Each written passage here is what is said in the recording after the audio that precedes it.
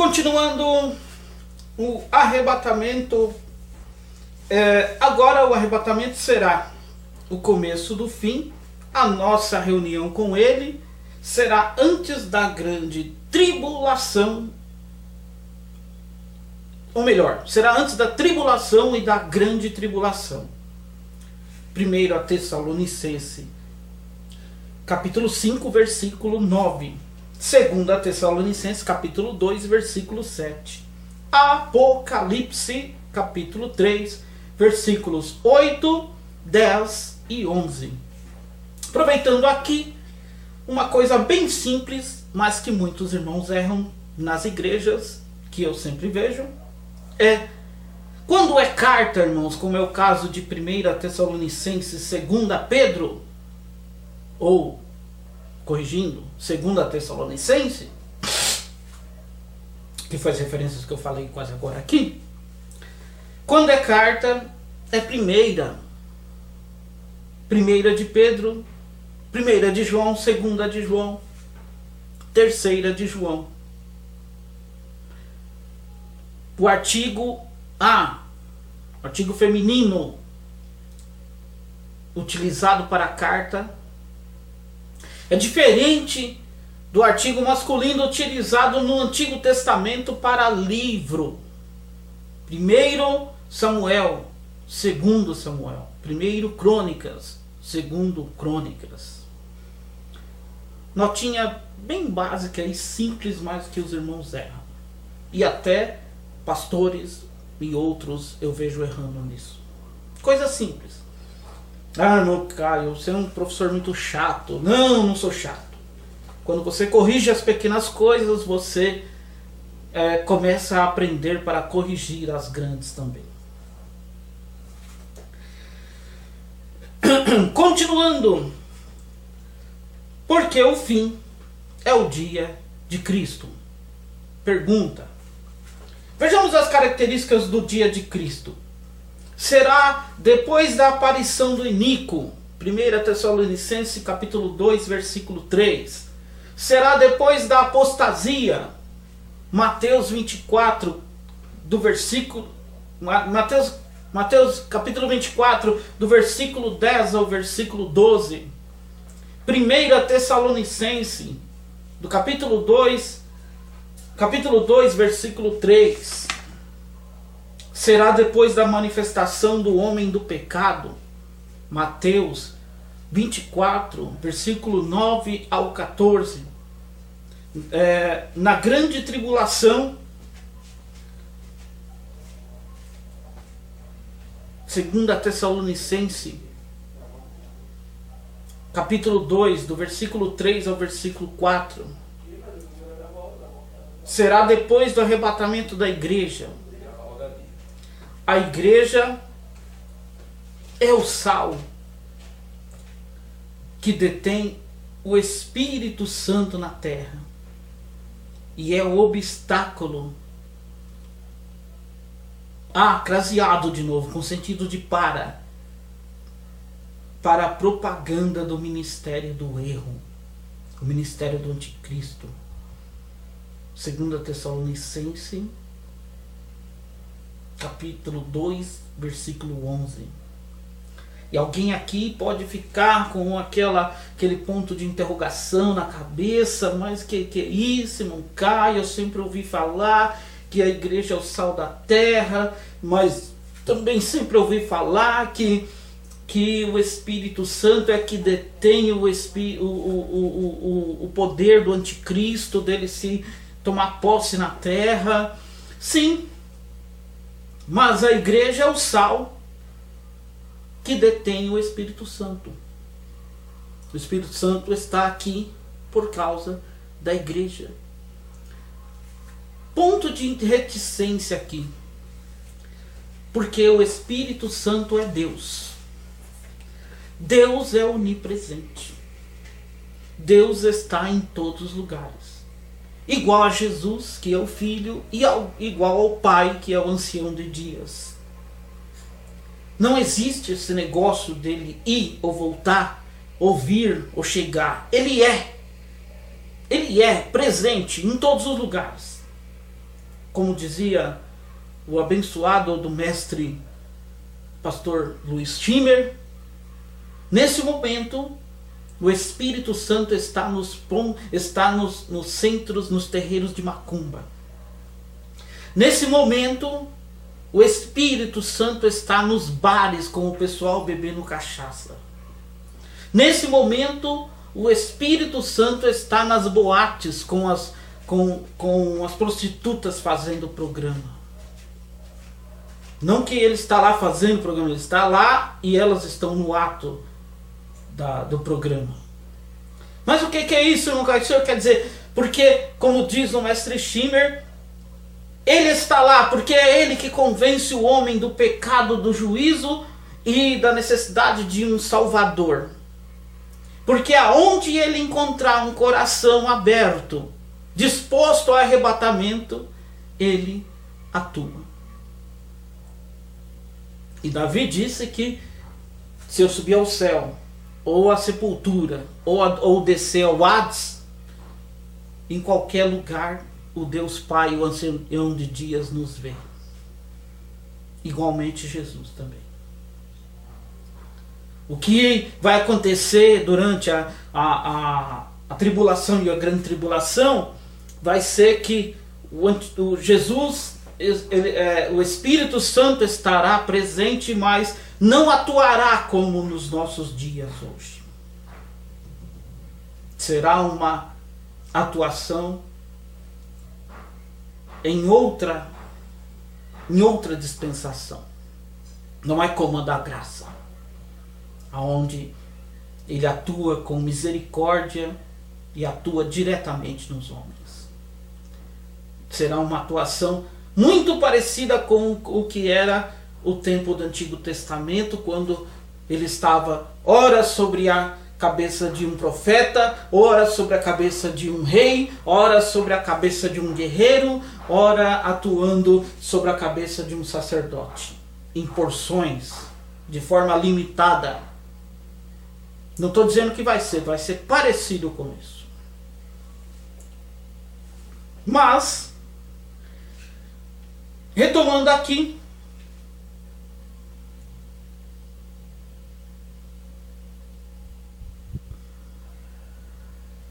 a igreja é o sal que detém o Espírito Santo na terra e é o obstáculo à propaganda do ministério do erro.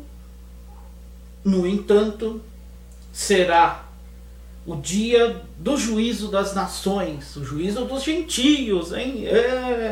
Gentios, evangelistas dos gentios. O dia do juízo nosso. Meu não, porque eu sou gentio, mas como diz o meu sogro, né, nós somos gentios, mas nós somos redimidos pelo sangue de Jesus, porque nós entregamos as nossas vidas ao nosso Salvador, o Cordeiro Pascual, o Cordeiro que João olhou e disse: eis aí o Cordeiro de Deus que arranca o pecado do mundo. No entanto, será o dia do juízo das nações, da besta e do falso profeta.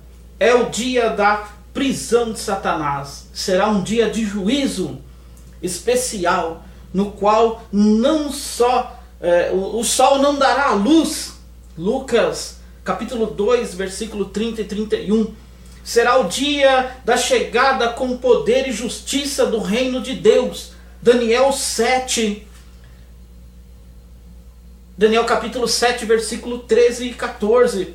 Será o dia da vingança do nosso Deus. Isaías 61, versículo 2. Esse dia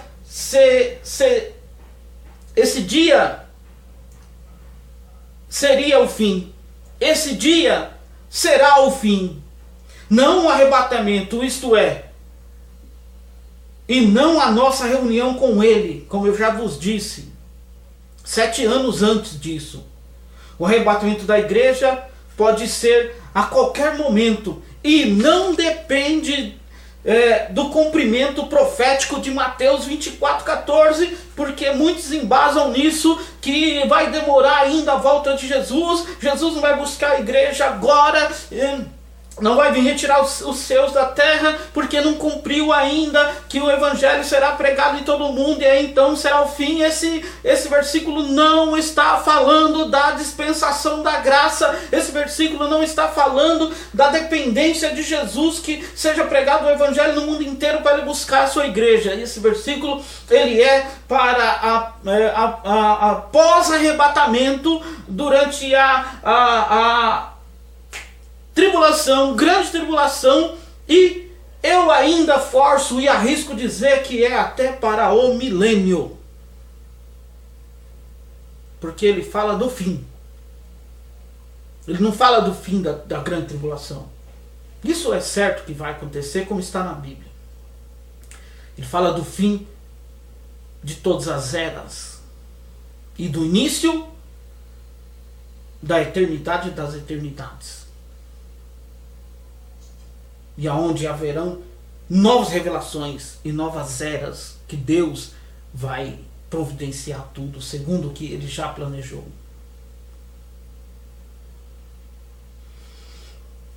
É verdade que o fim é a reunião dos acontecimentos ligados à segunda vinda de Jesus, e não o arrebatamento. 2 Tessalonicenses, capítulo 2, versículo 1. E lá esse texto diz assim: agora, irmãos meus, é Paulo dizendo, vos rogamos a respeito da vinda do nosso Senhor Jesus Cristo e quanto à nossa reunião com Ele. Segunda vinda de Jesus tem sido compreendida como sendo duas etapas diferentes, mas ela verdadeiramente é apenas uma segunda vinda e deve ser entendida de forma clara. Nossa reunião com Ele ainda não será a sua segunda vinda, mas fará parte deste evento final, da dispensação, da plenitude dos tempos, pois a segunda vinda já começou, desde os dias em que o apóstolo João viu a cidade celestial descendo de Deus. Apocalipse 21, versículo 1. Lembra que quase agora no vídeo anterior eu vos disse que em algum lugar fora deste universo a nova Jerusalém, a Jerusalém celestial está vindo, e quando faltar 7 anos no tempo terrestre, no cronos humano, no tempo humano, ela vai romper a dimensão sobrenatural para a dimensão física, e aí será o arrebatamento da igreja. Isso está acontecendo agora.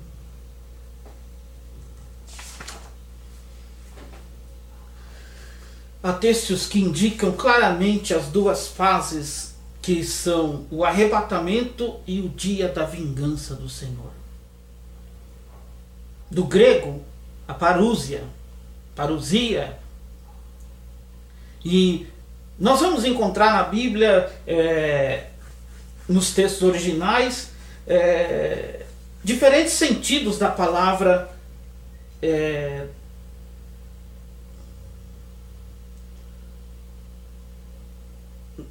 diferente sentido das palavras dadas para a segunda vinda de Jesus. E há 4 palavras do vocabulário grego que indicam a mesma coisa, sem forçar os significados. A primeira de todas é a parousia, né? Presença pessoal.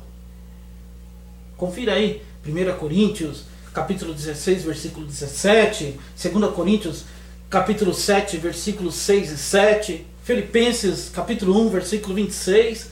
1 Coríntios 15, versículo 23. 1 Tessalonicenses 4, versículo 15. 2 Tessalonicenses, capítulo 2, versículo 8.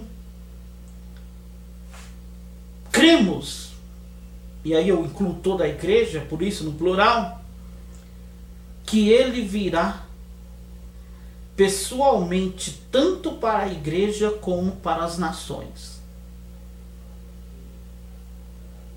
A diferença é que não é tudo num momento só. E nem vai e volta e volta e vai de novo. Não, é tudo é uma linha contínua, só que acontece o arrebatamento e continua vindo um grande comboio para a terra até chegar no 7º ano após o arrebatamento e intervir na batalha do Armagedon. Que é outra coisa que as pessoas pensam que é uma coisa assim, que é um bruxo da Disney. Alakazam! E pronto, Jesus chegou, interviu sobrenaturalmente com o poder, como um bruxo da Disney, e tá tudo acabado e tudo em ordem de novo. Não.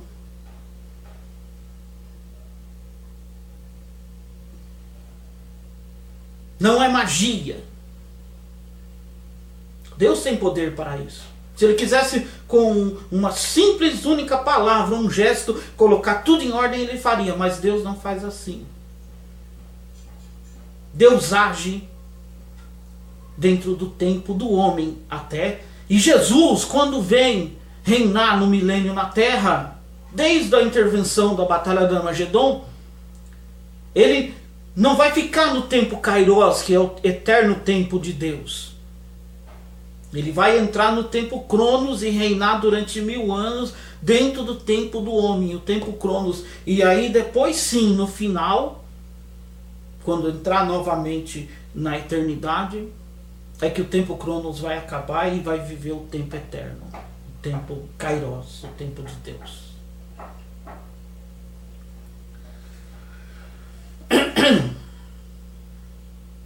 Então essas coisas, elas serão por etapas, por acontecimentos, por processos. Elas serão processuais. A batalha do Armagedon, a guerra, o julgamento, a separação dos bodes das ovelhas, porque a partir daí ainda tem 4 ou 5 julgamentos até chegar ao juízo final. E tem 1000 anos pela frente aí. E todo mundo pensa que é um estralar de dedo, uma bruxaria. Mas Deus não age assim. Sua segunda vinda será a parousia, a revelação para as nações, como no arrebatamento da igreja. E lá será a revelação para a igreja, mas na segunda vinda será a revelação para as nações. E ainda expondo o primeiro ponto aqui da palavra parousia, vejamos arrebatamento como parousia. 1 Coríntios capítulo 1 versículo 7, 1 Pedro também capítulo 1 versículo 7, Romanos capítulo 8 versículo 19. Também podemos ver ela como intervalo.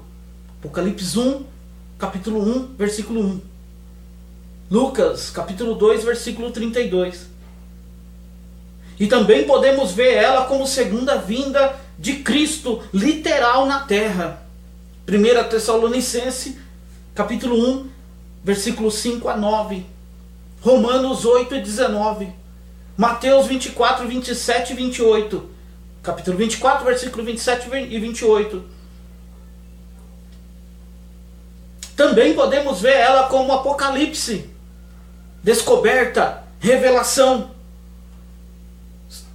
2 Tessalonicenses capítulo 1 versículo 7, 1 Pedro capítulo 1 versículo 7, 1 Pedro capítulo 4 versículo 13, 2 Tessalonicenses capítulo 2 versículos 3, 6 e 8, Levíticos capítulo 2 versículo 32, Romanos capítulo 2 versículo 15,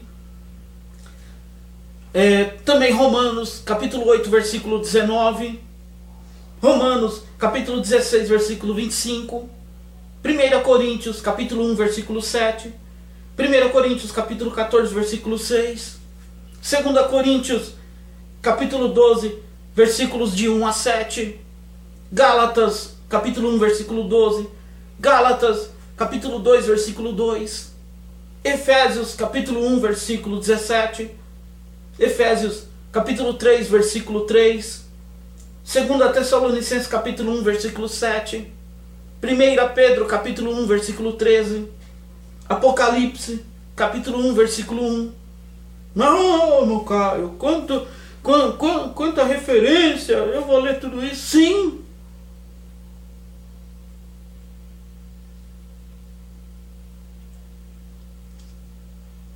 Nós crentes às vezes falamos tanto em pagar um preço, e tem gente que nem gosta, né? Fala, tudo para crente, para pentecostal, para protestante tem que ser pagar um preço. Conhecimento não vem de graça.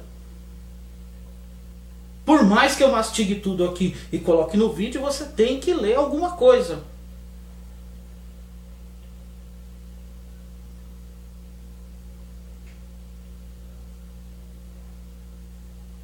Quando você passa por um curso de graduação,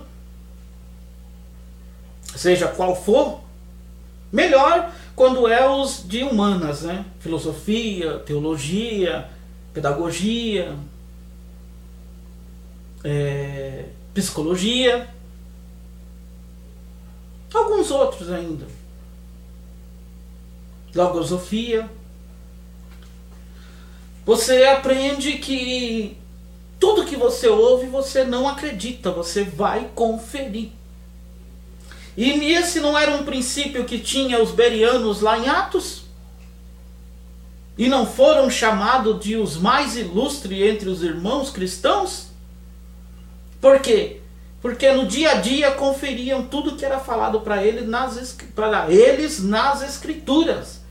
Que é um princípio nos bereanos, dos gregos, da cultura grega, da filosofia grega, socratiana, de Plutão, de Aristóteles, de Zenão, de Epícoro, dos estoicos. Falando isso porque isso está profundamente ligado com o capítulo 17 de Atos, quando Paulo prega no Areópago de Atenas. Para você que tem um pouquinho mais de conhecimento, quando Paulo prega em Coríntios, porque todo mundo só fala do Panteão, do Areópago ateniense, mas quase todas as cidades gregas tinham o seu Areópago, o seu Panteão. Às vezes não tão sortido e tão bem trabalhado, tão culturalmente desenvolvido como o de Atenas, mas tinha. Até em Éfeso tinha.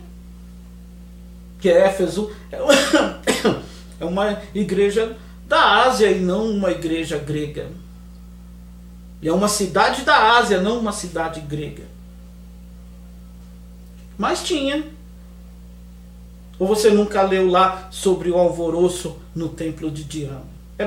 Era um tipo de panteão.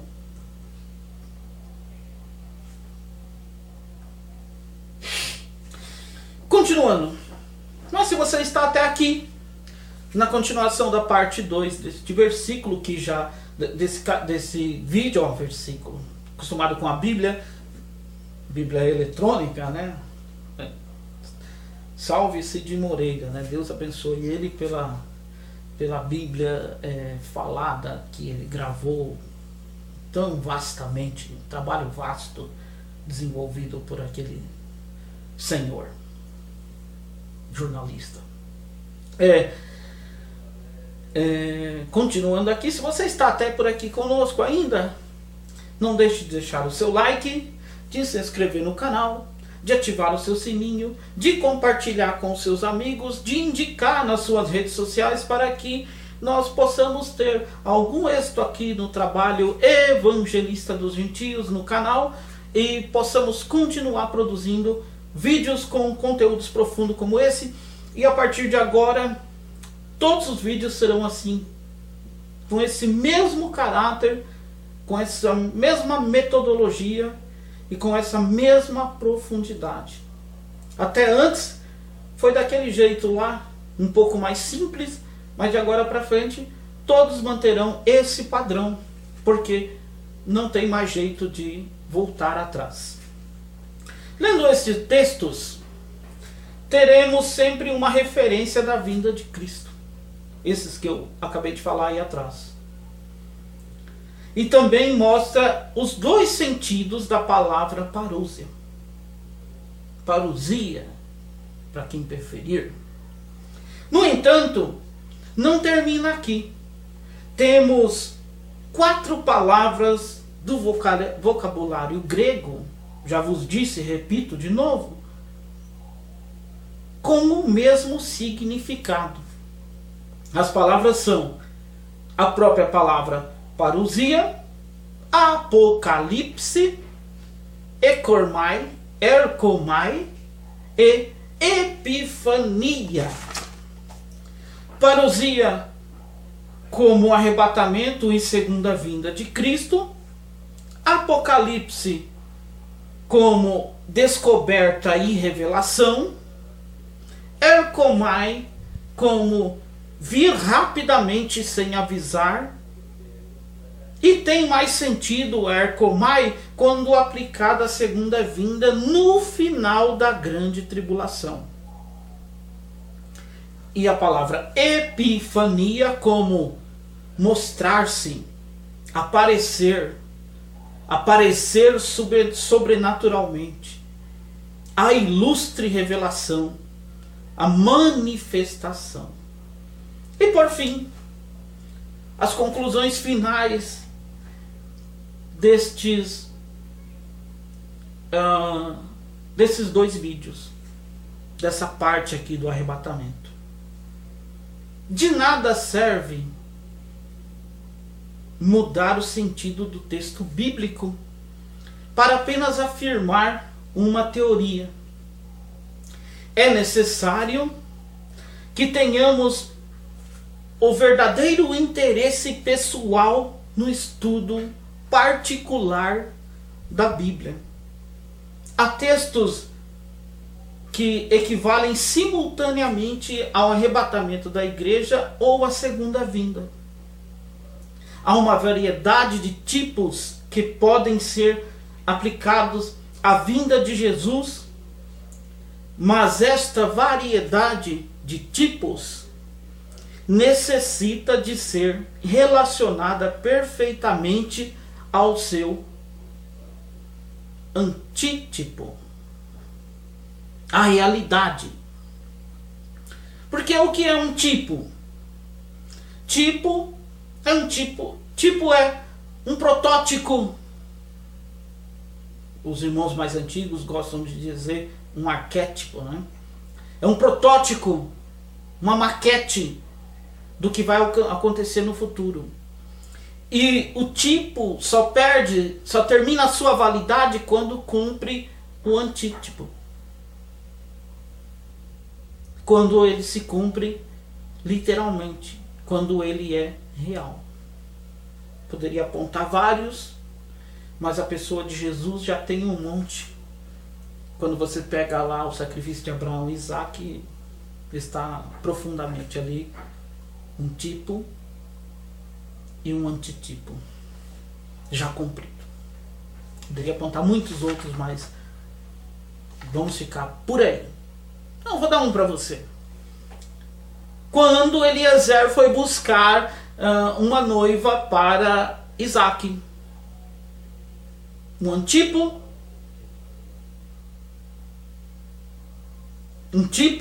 melhor corrigindo, não é um antipo, é um tipo da reunião da igreja que nós estamos falando com Jesus Cristo.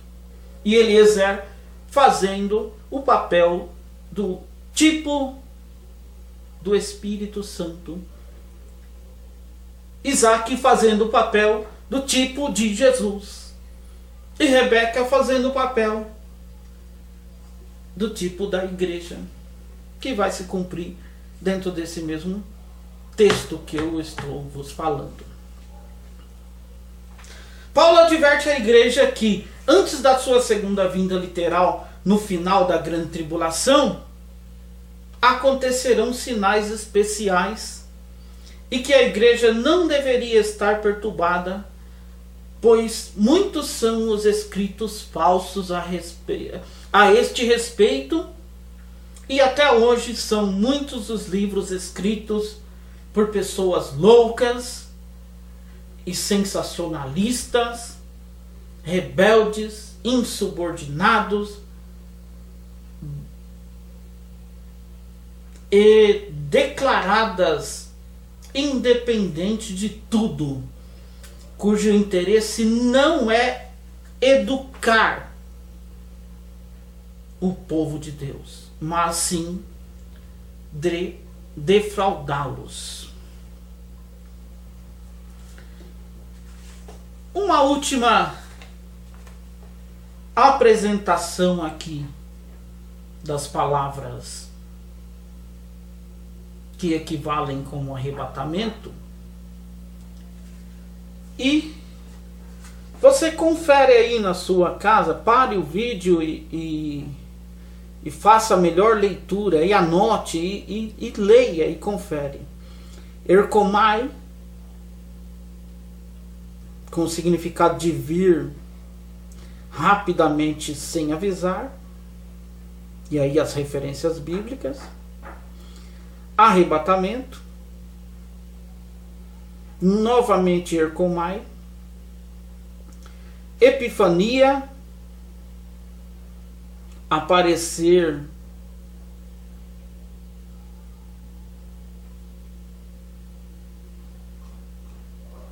sobrenaturalmente.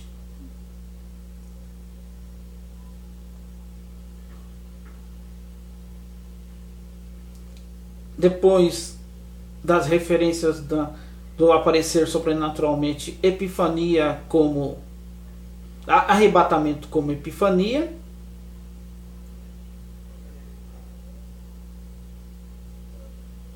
E também a segunda vinda com epifania. Dê uma pausa aí no vídeo. Anote essas anotações, essas referências, e confira na sua Bíblia. Deus abençoe a todos. Shalom Lahema. Atos 13:46. Para todos. Fique conosco. Não deixe de deixar o seu like, se inscrever no canal, ativar o seu sininho para receber sempre que eu lançar um vídeo novo. Nos dê uma devolutiva, coloca aí, nos dê um feedback, coloca aí nos comentários o que você não entendeu, o que você gostaria que eu falasse para o futuro. Se bem que eu já tenho um programa muito vasto para vos gravar vídeos, mas vamos interagindo aí, trabalhando. Divulgue nas suas redes sociais, indique para aquele seu amigo estudante de teologia, e coloque aí uma pergunta, uma resposta à minha pergunta. Se eu fizer um aulão, você vem? Você do ABC Paulista vem assistir conosco aqui, pessoalmente? Eu não tenho mais do que 150 ou 200 vagas para o espaço onde eu pretendo desenvolver esse trabalho. Também tem os meus contatos aí, Facebook, e-mail, o próprio rede, os próprios comentários. Se você precisa de aulas de teologia, eu ministro aulas particulares também.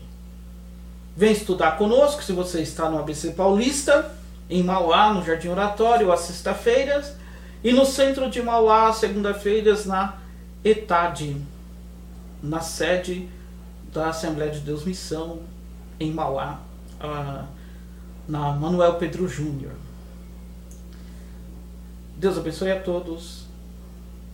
Amém.